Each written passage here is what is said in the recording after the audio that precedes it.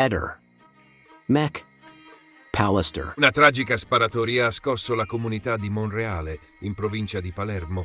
Nella notte, secondo le prime ricostruzioni, una lite scoppiata in piazza ha avuto conseguenze drammatiche. 2 giovani monrealesi hanno perso la vita e un terzo è rimasto gravemente ferito. Le forze dell'ordine stanno indagando per chiarire le dinamiche dell'accaduto e individuare i responsabili di questo gesto violento. La tragedia si è consumata poco dopo la mezzanotte, quando una discussione tra giovani è degenerata. Uno dei presenti avrebbe estratto un'arma da fuoco, sparando contro gli altri ragazzi. 2 di loro sono morti sul colpo, mentre il terzo è stato trasportato d'urgenza all'ospedale, dove versa in condizioni critiche. Le indagini sono in corso e gli inquirenti stanno raccogliendo testimonianze e analizzando le immagini delle telecamere di sorveglianza della zona per ricostruire l'esatta sequenza degli eventi. Al momento non sono stati resi noti i nomi delle vittime né del ferito. La comunità di Monreale è sotto shock per l'accaduto. Il sindaco ha espresso il suo cordoglio alle famiglie delle vittime e ha invitato alla calma, auspicando che la giustizia faccia il suo corso nel più breve tempo possibile. Al momento non sono disponibili ulteriori aggiornamenti ufficiali. Le autorità invitano chiunque abbia informazioni utili a farsi avanti per contribuire alle indagini. Il generale è tranquillo, ma non ha capito niente. A 4° grado serve un disegnino. Fratelli Cortelli smussati. Delirio e paura a 4° grado. Il siparietto più trash della TV ha ormai toccato il fondo. Sembra di stare in un istituto di recupero per sordi che vogliono spiegare ai muti come cantare la musica lirica. Intanto la questione dei coltelli.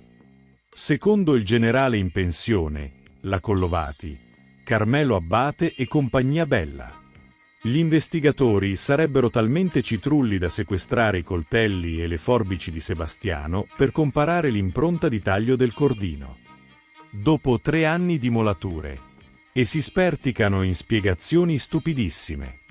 Non sanno i tapini che l'esame riguarda invece la tipologia merceologica delle lame. Ogni lama, quando taglia un tessuto, lascia micropolveri di metallo. Questi reperti sono diversi fra le varie lame, quindi l'esame del particolato ritrovato sul cordino serve alla identificazione della lama di provenienza. E dire che il signor Garofano, che pensa che invece si stiano ricercando le impronte di lame riaffilate, ha comandato il reparto scientifico dei carabinieri. Inoltre tutti i sapientoni sputasentenze credono che la testimonianza dell'albergatrice serva a dimostrare la natura violenta di Visintin. Niente di più sbagliato. Essa serve ad intaccare la credibilità di Sebastiano, che narrava di un rapporto idilliaco con Lilli. Elemento rilevante nella dislettica processuale. Ma loro non lo capiscono. Probabilmente hanno bisogno di un disegnino. Glielo manderemo. E comunque il generale si dichiara tranquillo. E certo mica ci deve andare lui in galera. Nuovi sviluppi nel caso dell'omicidio di Chiara Poggi, convocata la madre di Andrea Sempio. Il 13 agosto 2007, Chiara Poggi fu brutalmente assassinata nella sua abitazione a Garlasco, in provincia di Pavia. Il caso, che ha suscitato grande attenzione mediatica, ha visto nel tempo diversi sviluppi investigativi. Attualmente le indagini si concentrano su Andrea Sempio, amico del fratello della vittima, già indagato in passato e nuovamente al centro dell'attenzione giudiziaria. La convocazione di Daniela Ferrari. Daniela Ferrari, madre di Andrea Sempio, è stata convocata dai carabinieri per essere ascoltata come persona informata sui fatti. L'interrogatorio è fissato per domani, lunedì 28 aprile 2025, alle ore 10, presso la caserma di via Moscova a Milano. Questo incontro rappresenta un passaggio cruciale nelle indagini, poiché gli inquirenti intendono chiarire gli spostamenti di Andrea Sempio e della stessa Ferrari nella mattina del delitto. Il ruolo dello scontrino del parcheggio. Un elemento chiave dell'indagine è lo scontrino del parcheggio di piazza Sant'Ambrogio a Vigevano, datato 13 agosto 2007 alle ore 10:18. Andrea Sempio presentò questo scontrino ai carabinieri nel 2008, sostenendo che fosse stato conservato su suggerimento dei genitori per dimostrare i suoi spostamenti quel giorno. Tuttavia, la validità di questa prova è stata messa in discussione, poiché lo scontrino non è associato alla targa dell'auto e potrebbe, teoricamente, essere stato ottenuto da chiunque. Dichiarazioni precedenti e nuove indagini. Daniela Ferrari è già stata ascoltata 2 volte dagli inquirenti, nel 2008 e nel 2017. In entrambe le occasioni ha fornito dettagli sugli spostamenti del figlio e sulle attività familiari nella mattina del delitto. Recentemente, in un'intervista televisiva, ha dichiarato che Andrea Sempio si trovava a casa con lei e il marito la mattina dell'omicidio, uscendo solo successivamente per recarsi a Vigevano. Le nuove indagini sono state riaperte dopo che la Cassazione ha accolto il ricorso della Procura di Pavia, che ha presentato nuovi elementi, tra cui l'analisi di un campione di DNA trovato sotto le unghie della vittima, attribuito a un soggetto denominato Ignoto 2.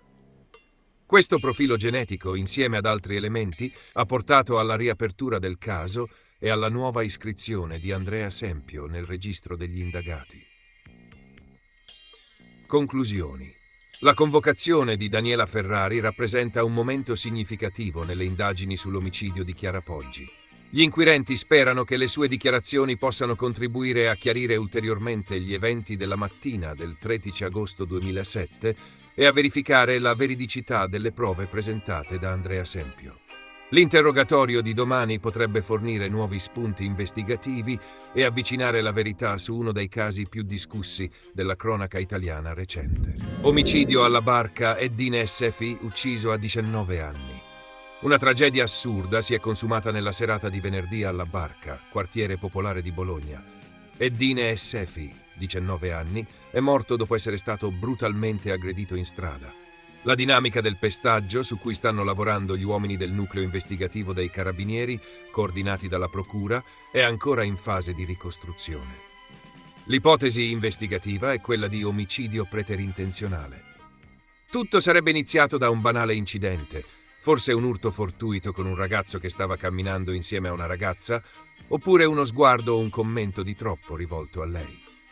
Per tutta risposta, Eddine sarebbe stato affrontato da 2 giovani, uno italiano e uno di origine straniera, entrambi più grandi di lui. I 2 lo avrebbero spinto a terra, colpendolo ripetutamente, e, secondo una prima ricostruzione, avrebbero persino scagliato contro di lui un motorino. Nella caduta il 19enne avrebbe battuto violentemente la testa contro un muretto. I soccorsi e il tragico epilogo.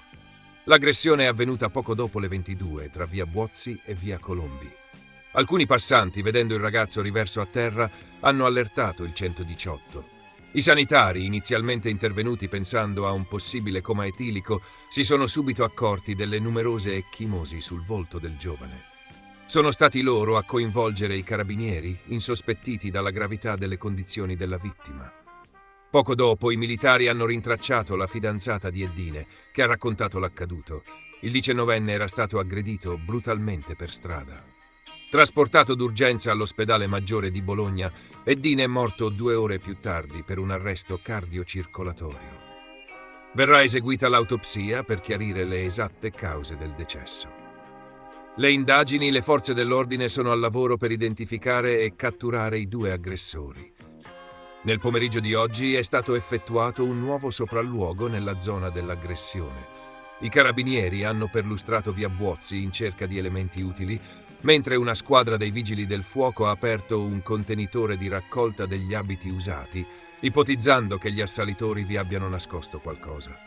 Secondo quanto ricostruito finora, Eddine SFI conosceva almeno di vista i suoi aggressori.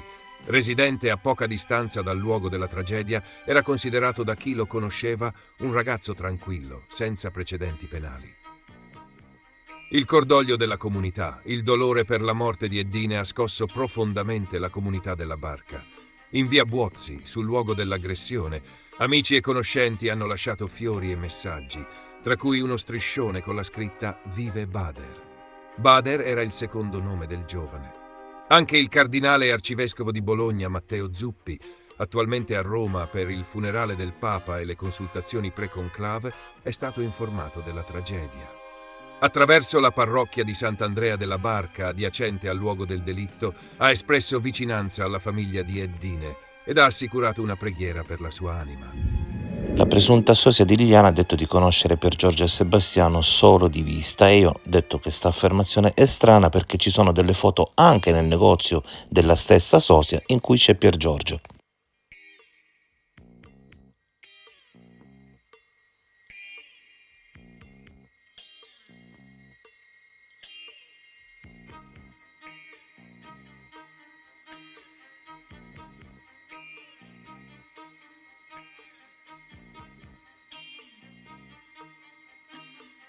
Ehi, non dimenticare di iscriverti a questo canale.